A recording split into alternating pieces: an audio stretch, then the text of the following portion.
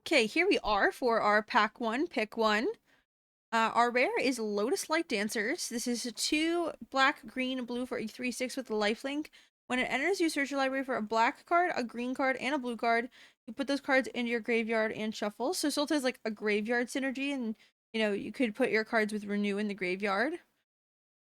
We also have Marshals of the Lost. This is a 4 mana 3/3 with Death Touch. Whenever you attack, target creatures plus X, where X is the number of attacking creatures. Seems pretty cool. Effortless Master is a 4/3 and enters with 2+1+ encounters on it if you've cast 2 or more spells. There's also Sonic Shrieker. This is 5 mana for a 4/4 flying dragon. When it enters, it deals 2 damage to any target and you gain 2 life. If a player dealt damage, this way they discard a card. Okay, that seems the most interesting to me so far. This is a format where you get to play a lot of colors and do a lot of things. And a creature that's, a big flying dragon that also removes something, I think seems pretty strong. I have a tendency to draft big soup decks with lots of colors. They're my favorite decks to draft. And there is a big one in this format in the form of a like 5-color dragon deck. So if we get to draft one of those, that'd be pretty cool.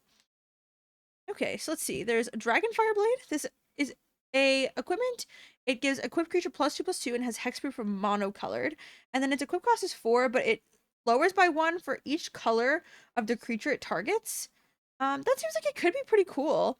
And it doesn't really force us to go into any more of a lane. But if we're trying to play, multicolor and take some fixing and play different colors, this card does seem pretty strong. I think I'm gonna take it and see how it goes. If it wasn't for this card, I'd probably take this Stormplate Detainment, which is a exile removal spell, but I kind of want to try this Dragonfire Blade and see how it goes.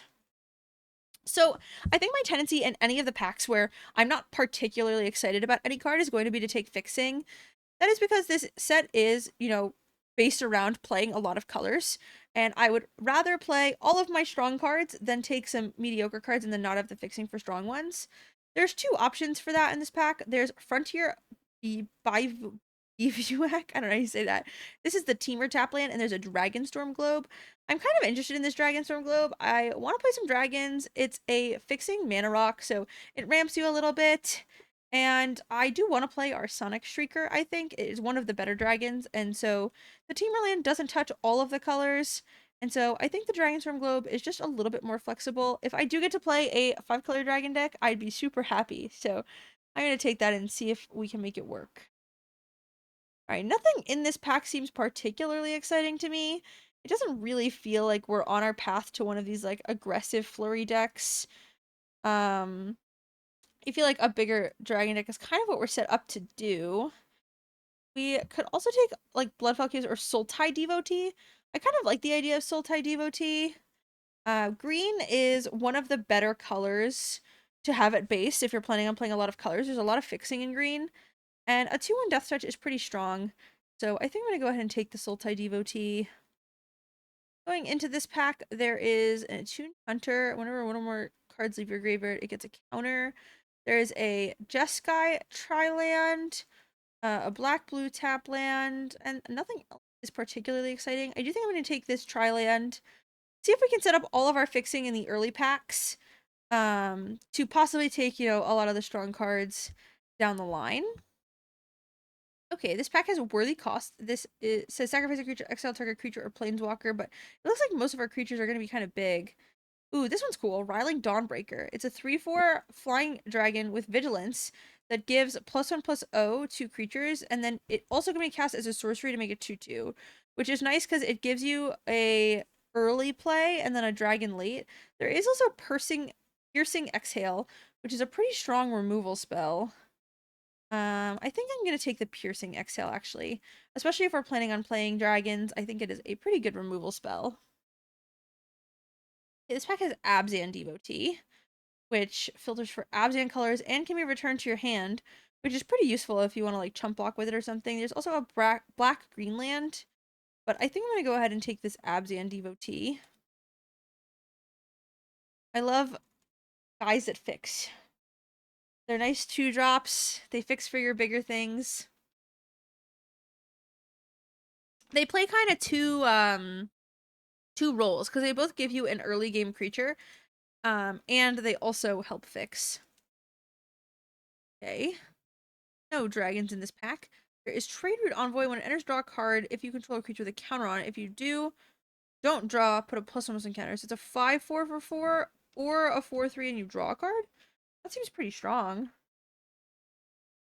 I'm not particularly excited about anything else in the pack, so I do think I'm going to take it, even though it doesn't seem like it works super well with this deck.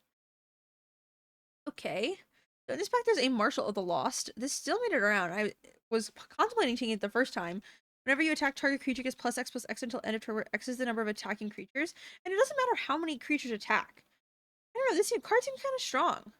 Maybe there are not a lot of people playing these like go wide decks. Works well with War Effort. Let's take the Marshal of the Lost and we can go from there. And if we're ever planning on going wide, I think Worthy Cost gets a little better. And I definitely like a removal spell out of the options in the pack. Right, there's a 3 mana 3/2 flash, sacrifice another creature this is indestructible, or a 4 mana 2/1 menace that can make a 2/2 or become a 4/3. I think I'm going to take the Sand Skitter Outrider. It's a way to go wide for the Marshal of the Lost if that is the direction we end up going in. I am going to take the Fixing Land. It seems pretty good in the colors we're in already. So, Tree Nurture seems pretty good.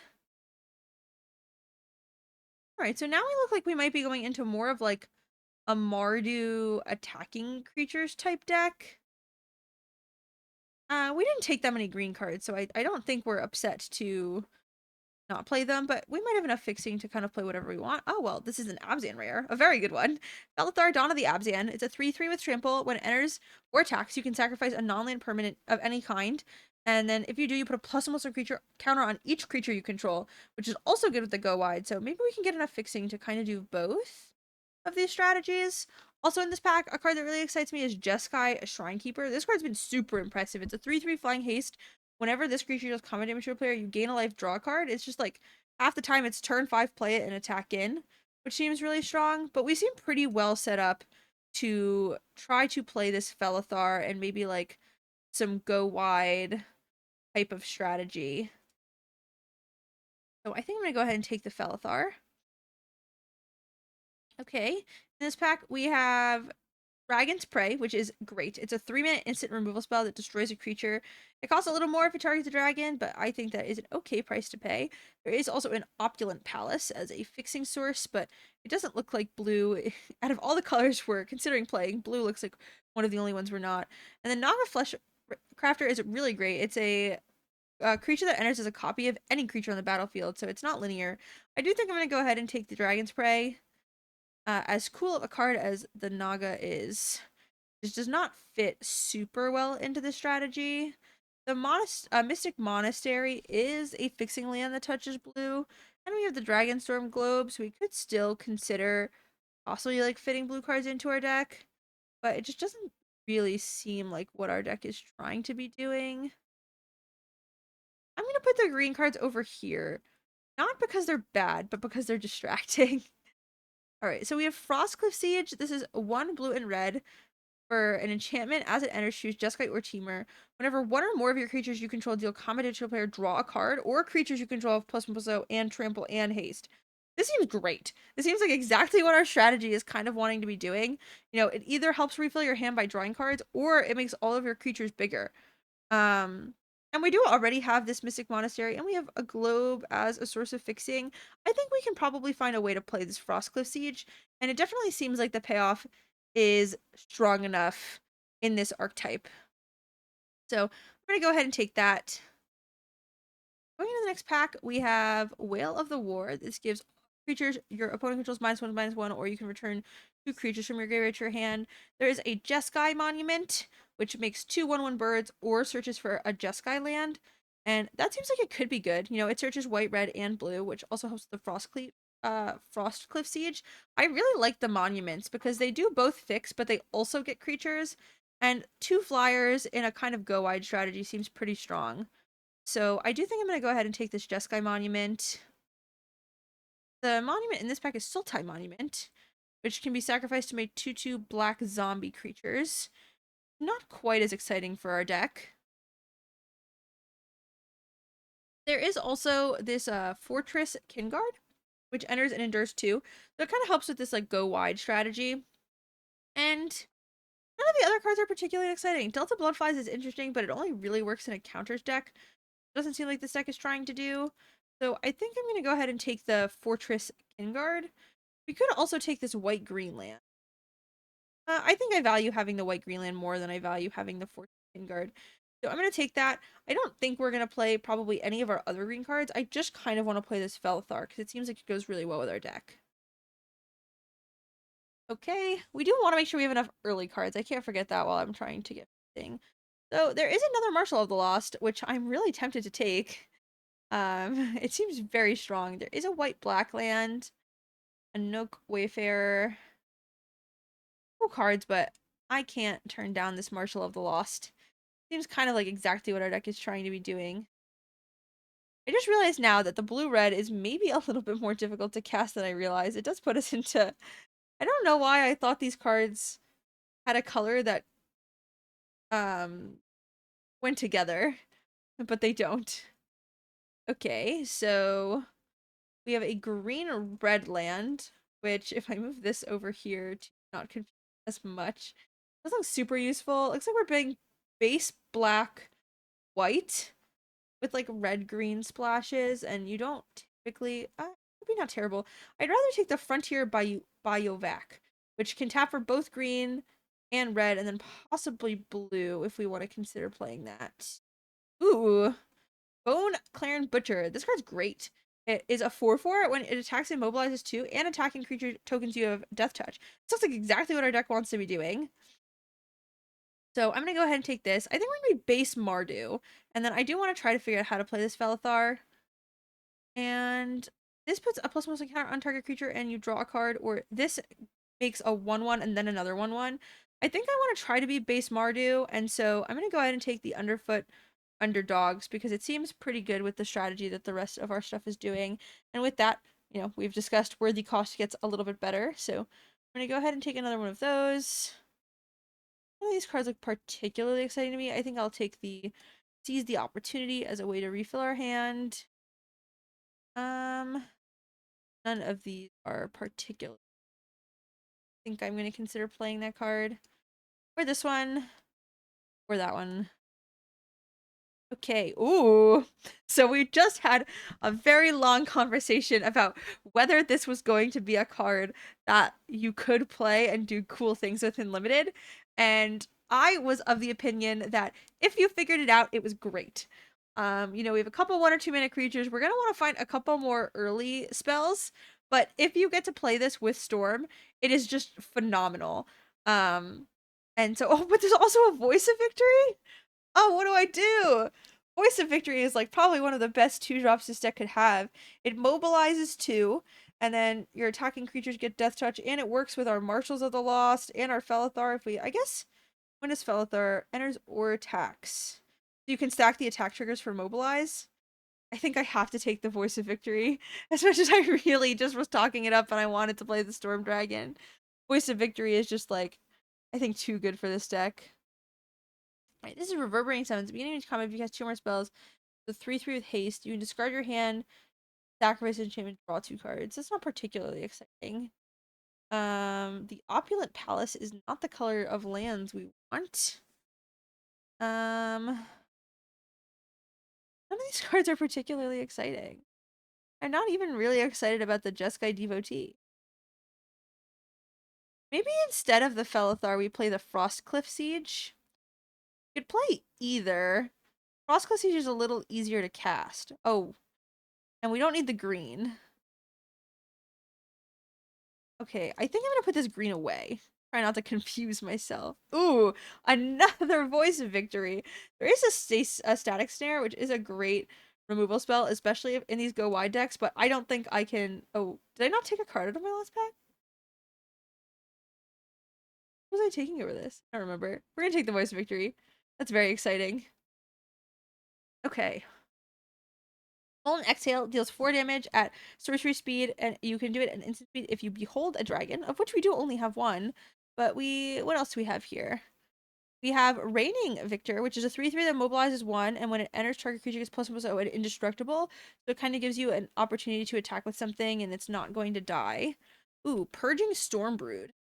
This has an instant that gives a creature +2/+2, lifelink, and hexproof, and then it also has a side that's a 4/4 flying dragon with ward that removes counters. I think this is another dragon to behold, and a very strong card, so I think I'm gonna go ahead and take that one. Okay, let's see. Whenever this card becomes tapped, you may discard a card if you do draw a card. That seems like it's supposed to work with the Harmonized mechanic. We have River Reputable Merchant. When it enters, put a counter on it, a target creature, or when it dies. I do kind of like this messenger. It lets you put something from your graveyard on top of your library. Like if we lose our Marshal of the Lost or something like that. That seems like one of the better options back. Okay. There is... I kind of want more 2-drops. I feel like our deck's really 2-drop light, but we're not really seeing any. I'm gonna take this Nightblade Brigade. Pretty cool. It's a 1/3 that mobilizes for 1. When it enters, it surveils, and it has Death Touch, so it makes the attacks a little bit easier. Zurgo! Oh man! This is like one of the payoffs for the deck. Pick 7. This says your mobilized tokens don't sacrifice. Ooh. Well guys, life is just getting really exciting. Ooh, I'm so excited. I don't remember the last time I got so excited drafting a set. This set just really feels like it's gonna be my vibes, you know? I think I'll take this Abzan Devotee. It is a 2-mana creature, which is all we can ask for from our cards currently. Okay, let's see. Storm Beacon Blade.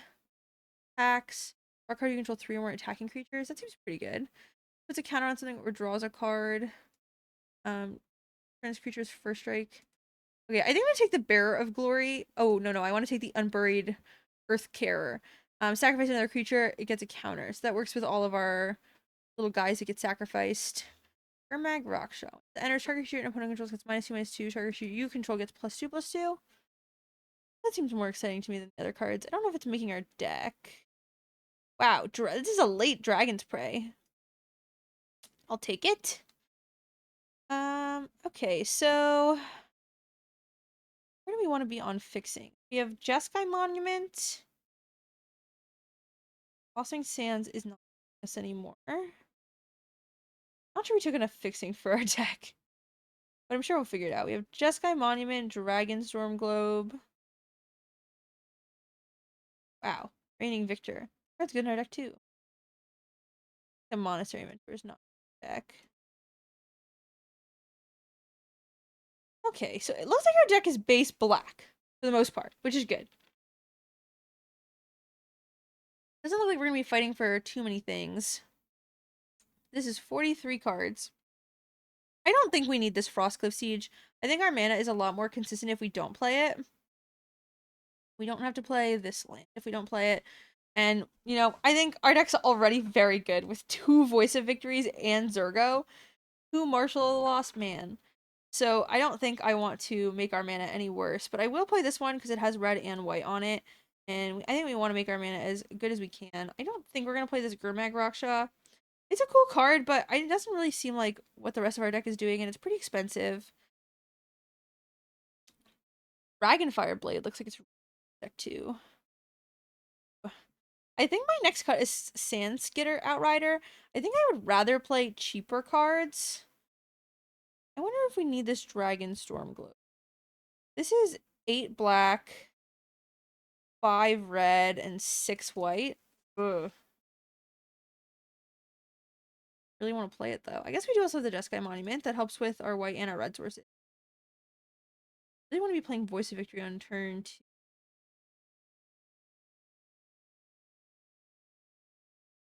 Don't think we can cut the globe. I think we kind of need to keep it. Not particularly good. It really is just a mana rock. But maybe we need a mana rock. If we cast our spells, they're so good. And so I think I'm going to go on the side of consistency. I'm going to leave the dragon. Oh, we can't sacrifice the Jeskai Monument. Ooh. I guess we have the Mystic Monastery. Sometimes we can. Like, do we play the Frostcliff Siege and one island with the Dragonstorm Globe? Or is that too greedy? I feel like that's really too greedy. We're trying to cast Zurgo and Bone Pitcher and the Sonic Shrieker. Certainly that's too aggressive. I kind of want Jeskai Monument as a fixer though, but I don't really want to play it just to like I'd almost rather play another basic land than Jeskai Monument. Um hmm. No.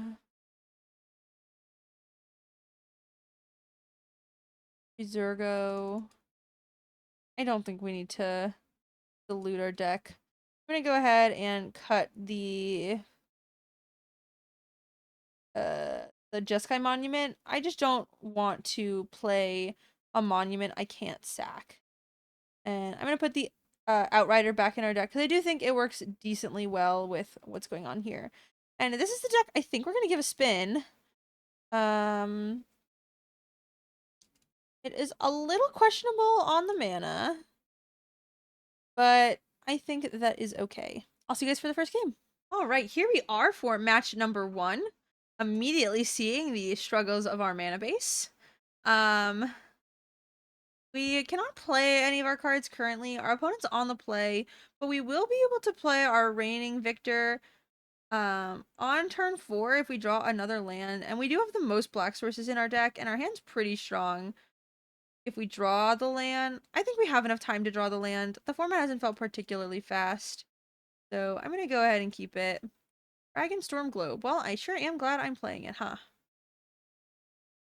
That solves a lot of problems in our hand. Ooh, and we drew the swamp. Okay, cool. Let's play the swamp. This does mean we get to play our Reigning Victor on turn 3, which is really strong. We get to play Reigning Victor into Bone Cairn Butcher. Butcher? Are you just supposed to So you do technically probably want to be giving something else. Ooh, Zurgo. Okay, well, now we have Zurgo. Oh, this is so good. Okay, we're gonna play Zurgo this turn. The next turn, we get to play the Reigning Victor, which is gonna give the Zurgo indestructible to give it a free attack with the Mobilize, and then the Mobilize tokens won't sacrifice. Then we can play Martial. Oh, it's perfect. The deck's so good. I don't remember the last time I was so excited. It just everything really came together in this draft. All right. Our opponent must think they can block our Zurgo with their 2 Sig appraisers, but little did they know that they will have little control. I wonder if playing the Reigning Victor first is not the best of moves. Like the Marshal of the Lost, if we play it here, um, is a little bit more mana efficient. And it also does the same thing of making sure the Zurgo survives, which is all I really care about out of our attack. So I do think, ooh, I probably need to make sure we're not auto-stacking our triggers. Okay. So I think I am going to play the Marshal of the Lost this turn. We'll save our Reigning Victory for a little later. We're going to attack. We have 2 triggers, and we need to stack them so the Mobilize trigger resolves first. Looks like exactly what's happening here. Targeting the Zurgo. Mobilize. Just gonna chump, and then look, our Mobilize. They don't sack. It's so good. A Noke Wayfarer. Alright, we whiffed on a land. The 2/2 does block my 1/1s better. Ooh, Dragonfire Blade. Now we can play our Reigning Victor, and we can also play our Dragonfire Blade, and we can equip it to one of our, either our Reigning Victor or a Zurgo, on the same turn. We can also play the Dragon Globe, to start ramping, and play the Reigning Victor. We can also play the Bone Cairn Butcher, and just start getting the Mobilize things going.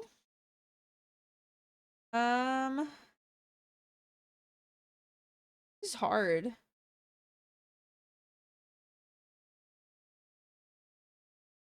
think I want to play the Reigning Victor, which feels like it's maybe a little bit more aggressive. Play it for red, white, black. And then let's give the Zurgo indestructible. And then since we're here, we might as well equip our blade. Let's attack with everything. Same order, and then we'll put the count or the +3/+3 on the Marshal of the Lost. I want to say thank you. Hit the gas. Look at how well our decks work. Our opponent's at 2. Oh, this is so unfair. On top of the fact that our deck just has tons of like really great cards in it. We also have just drawn very well. I'm so glad we kept the hand and it worked out. What a great game of Magic the Gathering. Host of the Hereafter. Okay, well, they have definitely gone wide. They're tapped out. We have 1, 2, 3, 4, 5, 6, 7. Yeah, it looks like there is not much they can do. I'm gonna play some spells to make it look flashy and exciting, and then give all of our mobilized creature tokens Death Touch. And let's just have some fun. I don't know, it doesn't matter. So there's a glitch currently happening where it'll show draw when your opponent concedes and you've won the game. It should give us a win. Got a card. Yes, it did. So I will see you guys for the next match. All right, here we are for match number 2. Unlike our last hand that I kept with Reigning Victor and some sketchy cards, the only thing castable in our hand is this instant that targets a creature. So I do think this one I'm going to mulligan. And this one looks a little better. It needs a little bit of help, but I think it'll be able to get there. It's a little awkward. The card that I like kind of want to put on the bottom is the Zurgo, because it's the one that's currently uncastable, but it is also one of our strongest cards. But other cards work pretty well together. I do think, unfortunately, Zurgo is going to have to go on the bottom. With only 6 cards, I want to make sure we're able to cast our spells.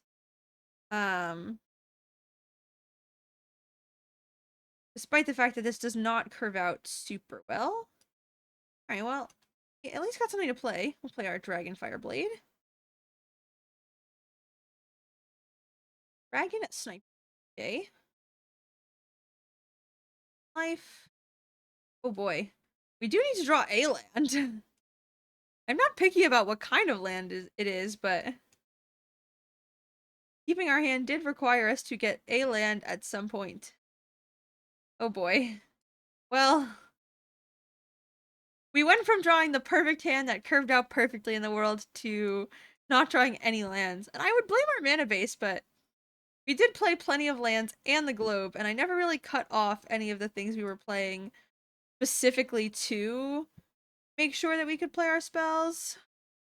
Card on graveyard on the bottom of its owner's library. Just deciding if I want to cast this worthy cost. I don't think I do. Can't filter any like our card color for seize the opportunity. Like it didn't really matter whether we kept the Abzan Devotee, but I am just gonna go ahead and block this Dragon Sniper. I don't really want to deal with it. I'd rather get rid of it. And doesn't require the casting of our worthy cost. Also, if we don't draw land, at least we can buy back our Abzan Devotee. We didn't draw land, and we have a 5/9 that's about to draw 3 cards coming at us, so I am not feeling particular. But we do have like a Death Touch creature we can play in a little bit, and that'll help us stabilize. Our opponent has a million cards. Holy, what are they gonna do with all those cards? Good thing is that 3 stun counters is kind of forever. And I don't believe there is another turtle in this set to untap it.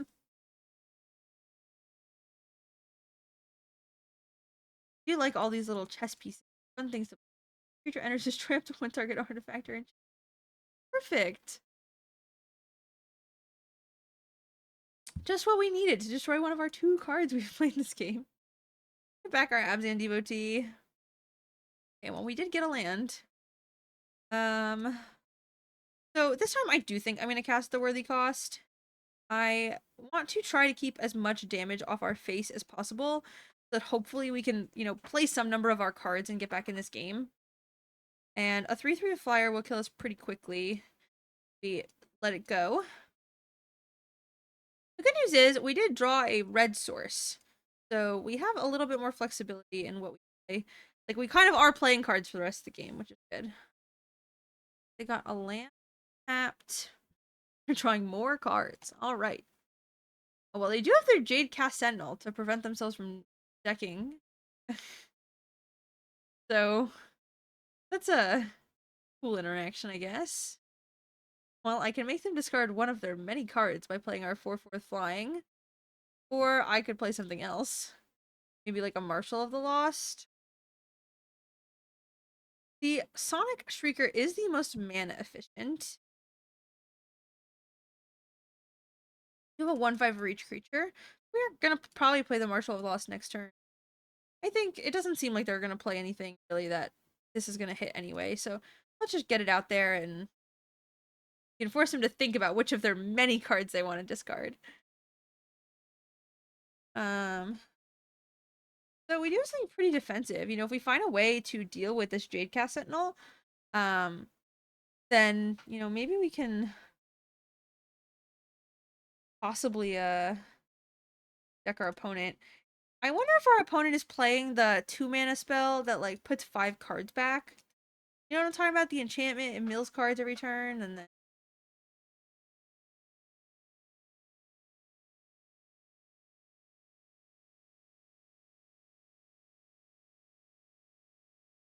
putting some cards in their graveyard. Has lifelink. Does a good job of keeping them alive. They are going to get their Ambling Stormshell untapped next turn. You have a Death Touch creature.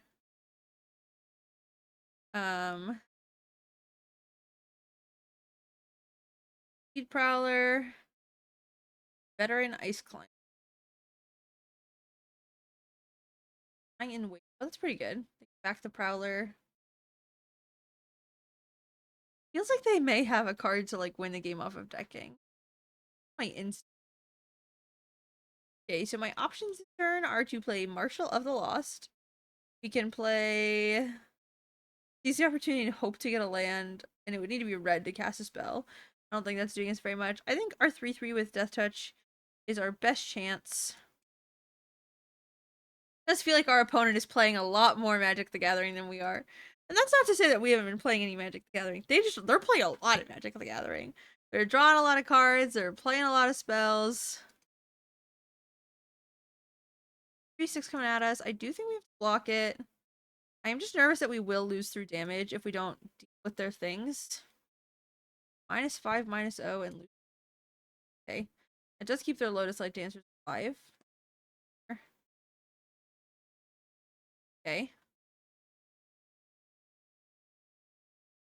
2/2s.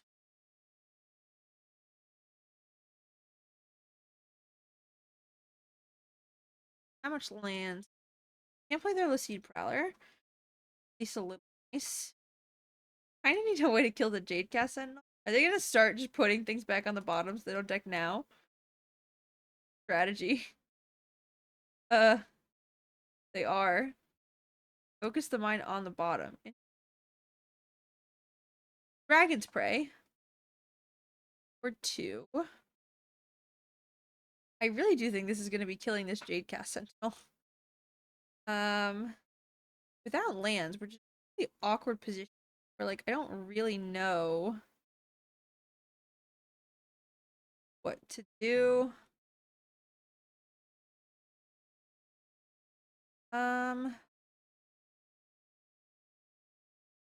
Maybe our best bet is playing Seize the Opportunity into a removal spell. We just don't have anything that can like even really stop them from attacking. We make it 2/2.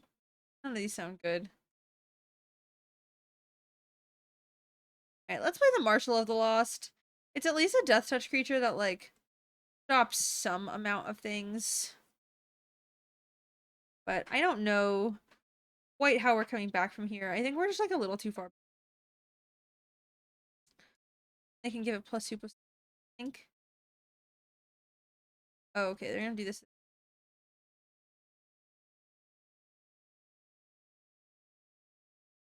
Didn't block this turn, but I think we protect ourselves.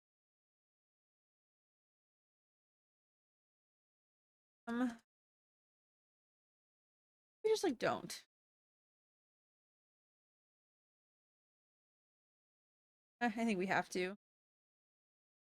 It's unfortunate.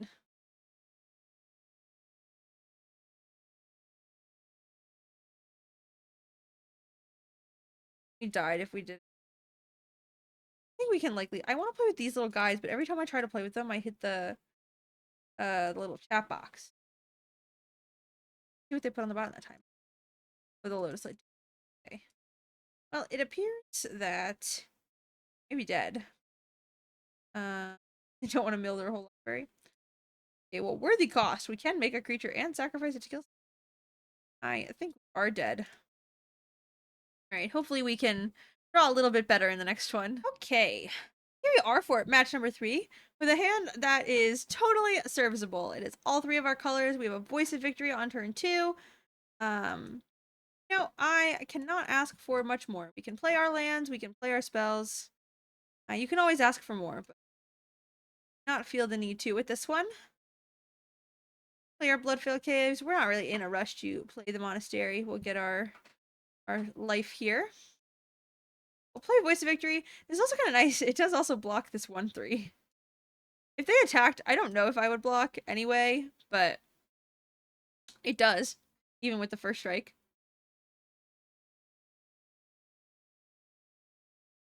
Marshals of the Lost was a good draw.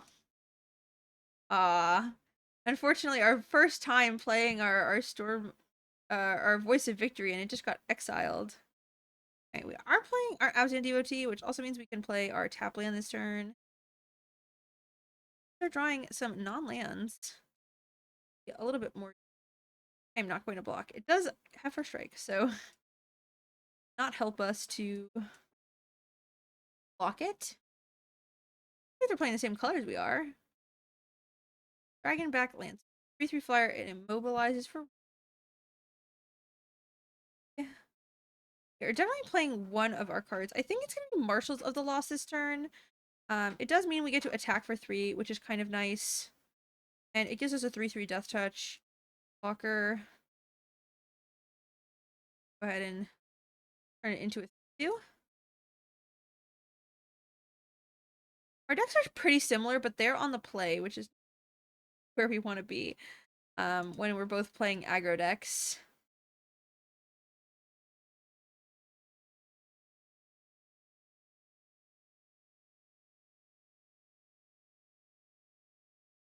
If they attack and we block, they can just give it a counter and then we lose everything. I am just gonna go ahead and block the 1 damage.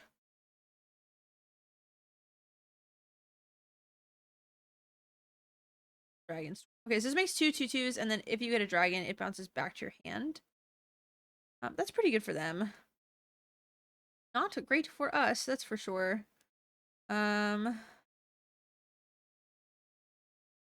Man, we don't even like really get good blocks on them because they can make them 3/3s. What do we do about that? We can play the Outrider and make a 2/2. Might be our better option. Do that. Make a 2/2. We play our land for turn. And then Marshals of the Lost. I don't think this is blocking. Can't block the flyer. I'm not going to want to block the Bear of Glory. And I'm not going to want to trade with one of these. But I am okay trading this for 2 of them. So I'm going to attack with the Marshals of the Lost.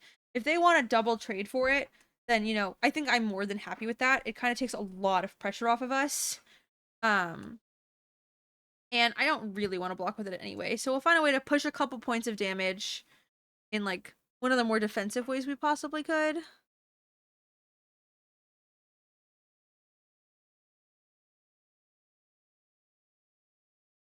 Lanes. Like we both have a fair amount of lands here. If they have a dragon, we're screwed. Hopefully they just don't.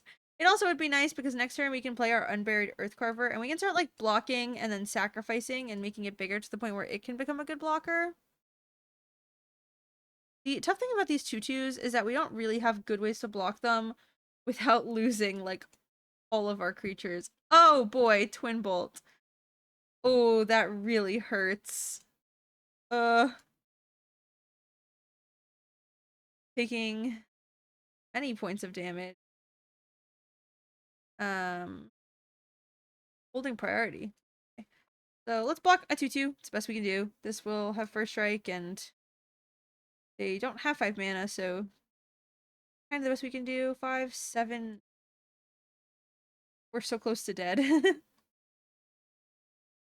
Don't really have much to do about it. I wonder what they're thinking about. I don't even know. Maybe it's like +3/+0 draw a card? I guess.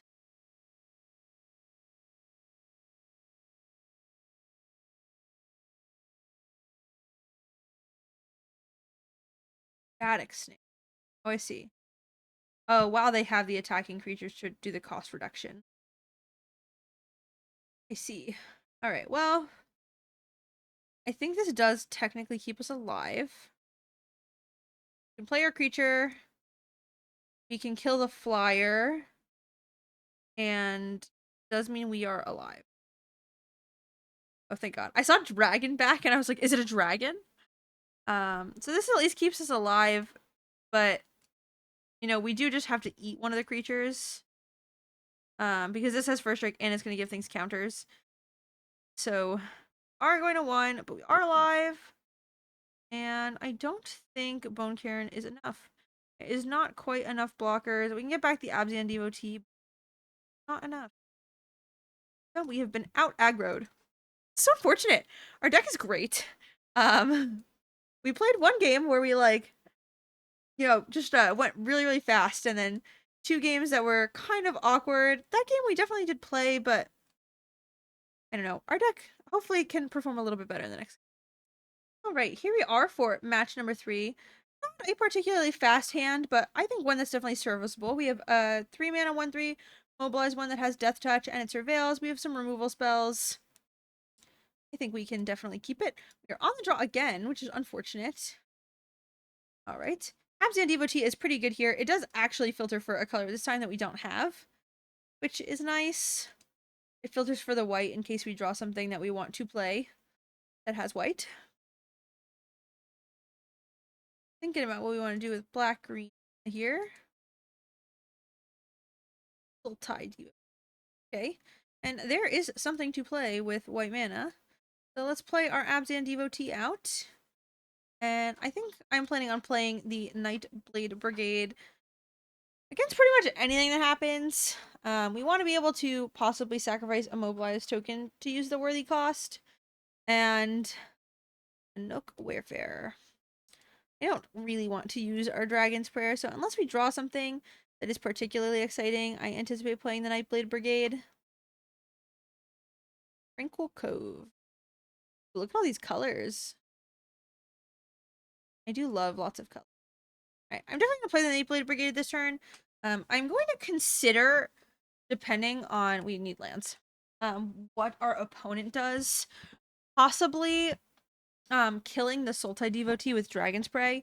We have plenty of removal, and I would like the opportunity to attack ever. But I don't know if that's his turn. We did draw our planes. So let's think. We can play Bone Karen Butcher. If we do that and we attack, both of the things have Death Touch. And so they can probably trade with like the Devotee. I imagine they do want to trade because Bone Karen Butcher has mobilized to itself. I think that's what I want to do. I think I want to play the Bone Karen Butcher. And now that we have all our lands, I also kind of just want to be the aggro. So, I don't think I want to lose the Abzan Devotee to the 1/1. I'm going to attack with the Nightblade Brigade. I need a double block here, holding on to the Sultai Devotee. I am going to kill the 2/2. And that what I expected to happen. But I think we'll be okay. I probably will be killing this Sultai Devotee. Ooh, a 5/5. Now things are a little bit more awkward. We can just kill the Sultai Devotee and the 5/5. Sacrifice our Abzan Devotee. I think I like that. I don't really want to lose the Bone Cairn Butcher to the Sultai Devotee, which is what we would do instead if we played, like, one of these spells instead. Like, if we played the Worthy Cost first, and didn't play the Dragon's Prey. I think I just want to be as aggressive as possible. So I am going to remove the token, sacrificing the Abzan Devotee. I technically should have done this in the other order so that I exiled the Sultai Devotee, but I think it is okay. And then we'll go ahead and attack and pass the turn.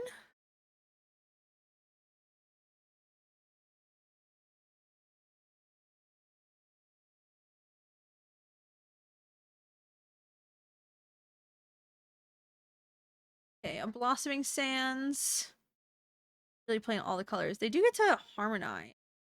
Ooh, this card's very, very good. Beater kin to all.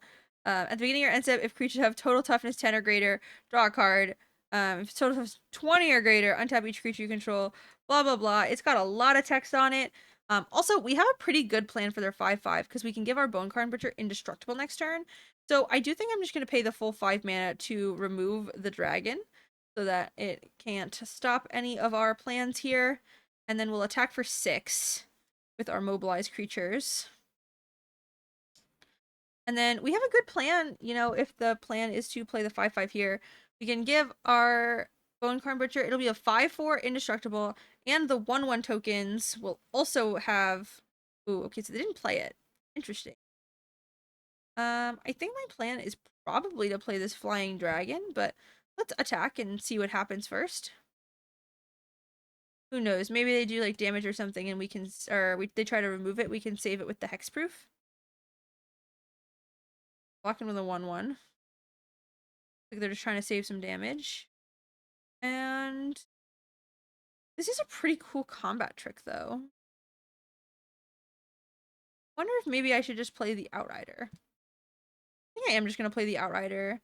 Play the Outrider, make a token. Makes our board a little bit wider for next turn. I guess 2 counters is probably better because it has Menace. We don't really have anything that benefits us going wide here. Yeah, I didn't anticipate losing the Bone Card Butcher when I played this, but I think that's okay. Mammoth Bellow, our whole plan here of the reigning victor and stuff still works. So we can actually do 7 damage this turn, but I don't think we're going to use that proactively. So let's go ahead and cast this for 3 mana. Give this a counter. We'll go ahead and do our free attack. And then if we want to protect something or kill something with the absorb essence, we can. If not, we can buy back our devotee. Both places I think we're pretty set up to try to win the game. Raksha's Bargain. Okay. Especially with Menace, they do need to find 3 blockers.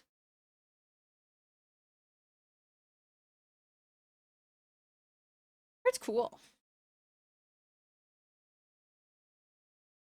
I love the art in this. They put 2 lands in the yard. Okay, so they're probably trying to find another spell to play.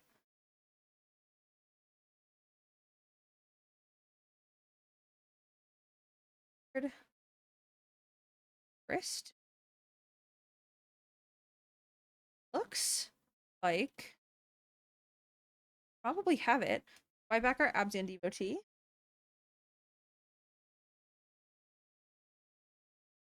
Oh, maybe they have a removal spell that they're going to try to use now? I see, that was a good play. Dragon, Storm, Glow. So we can't play this and the dragon. So we probably don't want to. And I don't think we need to attack. I don't really want to trade the 5/5. Especially since our 4/4 flying dragon just kind of wins the game next turn. So I think I'm just going to go ahead and play our dragon. Board pay 2 is a huge cost. Nothing has counters. Elephant. No attacks.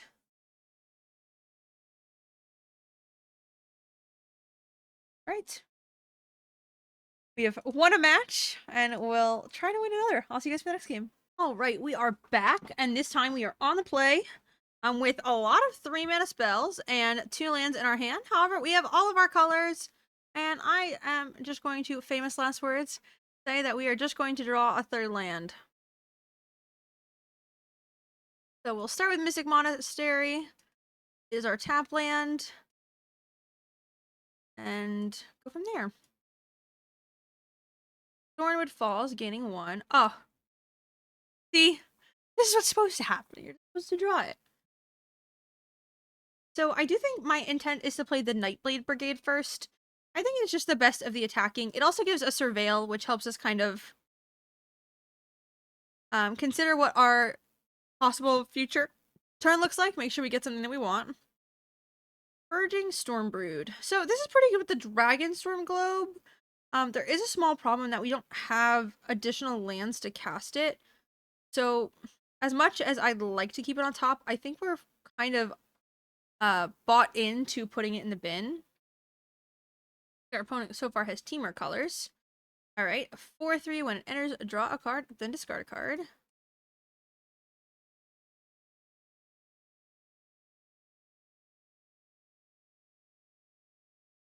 And I'm not sure what I want to do going into the next turn.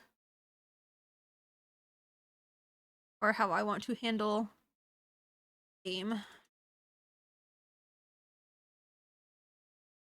A 3-mana 4/3 is a pretty difficult thing for our 1/3. Now we do get a pretty free attack here. Like they can either choose to block this and the 4/3 is dead, or they can just take that and then they take the 1. I think that is something I'm okay with. We could also play our underfoot underdogs, and start playing this next attacking in a way where it's unblockable. But I'm not sure how relevant or useful that is. I think I'm gonna start by attacking. Try to get in every point of damage we can. All right, we're just taking both of them, taking them to the face. Okay. So what do I want to do now? I can either play this 2/1 or this 1/2. I don't think I feel the necessity to cast the Dragon Spray. I think I want to play the Underfoot Underdogs. Just because I like the idea that I can make something unblockable, and cast a spell next turn.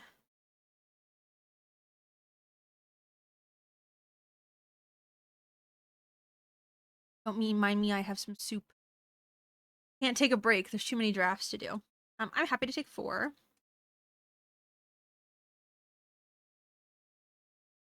For a Battle Crier. Okay. Alright, well. That's a lot of damage. This one is probably a problem. We probably have to kill that one. There's a small problem in that, like, the only way we can kill it is by using the Dragon's Prey. But it's not a very mana efficient play. Like, I would almost prefer to play our 3-mana spell into our 2-mana spell. And start ramping.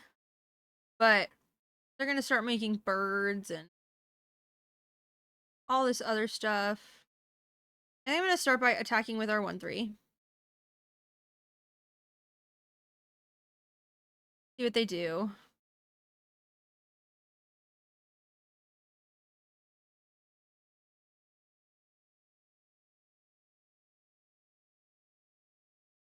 Don't block the token, take 1.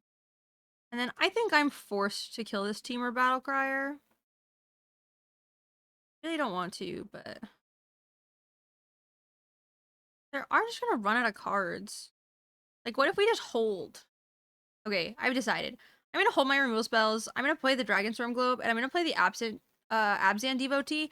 I think we've got pretty decent blocks on these 4/3s. Playing this 2/1, you know, we can just block with like our Goblin and our 2/1 or something. And at some point, they're gonna run out of spells, and so we can just cast the Dragon's Praise later. We just have to take a little bit of damage first, which I think is okay.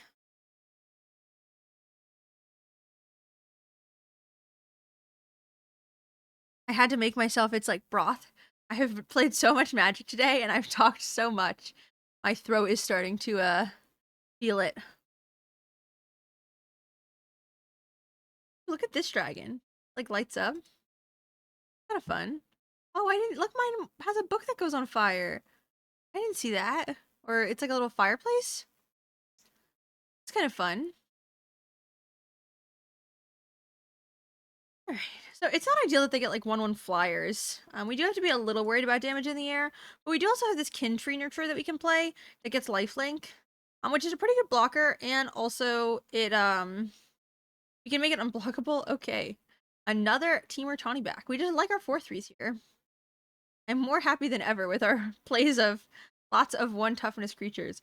I actually think the like +1 -1 might be a lot better in this set than it is in some. There are a lot of 1 toughness creatures. Oh, they put it back to our hand. That makes it a little bit more awkward. Taking 10 is kind of a lot, but we don't really have good alternative blocks. So we can kind of take this and then on the ground. I think we can block like this. It's just a 6, which is not great. Okay, a 3/3 Death Touch creature is definitely a way towards improvement, but I don't think it's really going to help us here. I think one thing I could have changed is I could have not attacked with my 1/3 last turn. But we can't both play a spell and cast the Dragon's Prey next turn, and so I think we're dead. Because even when we block the biggest things, there's still 6 damage over here. Oh, we can make 2 creatures. This is definitely a way to stay alive. Endure 1, get a spirit. Oh, and we can play our Abzan Devotee. I forgot about our Dragon's Globe. Okay, so this worked out pretty well. I think I should have played the Abzan Devotee and held up a Dragon's Prey so that we could start solving the problem of some of the field. But I'm sure we will be able to figure it out without it. But Intimidator. Target creature can block. Well, it's a good thing we have an extra blocker. Are going to die in the air. We have Dragon Spray to kill one of them next turn. But if they cast a second spell, like, all their stuff's just free. I think I should have killed the Temur Battle Crier the turn that I said I was going to. I'm not sure it would have resulted in us winning the game, but it definitely would have resulted in us taking less damage. Okay, so we can't block the flyers. There's 4 things on the ground, and we're gonna block all of them. So I don't think there are better blocks for this. We need to block all of them. Like, they're all blocked. It's unlikely we can come back from losing this many creatures, but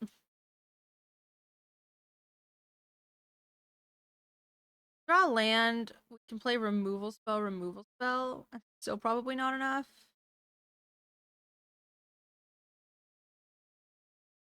Okay, I think we're dead. So, you know, it is what it is. I think our deck was really good, but we could have used a little bit more 2-drops and probably like 1 more source of fixing. Maybe a little bit too ambitious during the draft. But, you know, sometimes it just happens. I mean, we saw our deck pop off and then, like, didn't play Magic for 2 games, and so I think it's okay. You know, it just happens sometimes. But we'll get them next time. All right, thank you everybody for watching. I wish the draft ended a little bit better, but, you know, I think our deck was good, and we're learning like everybody else. So if you want to support the channel, you can do so by liking, commenting, and subscribing. It is the best way to support everything I'm doing and help me grow. And if you wanted to, you know, support me a little bit more directly, you can do so on Patreon. And with that, I will see you guys in the next draft.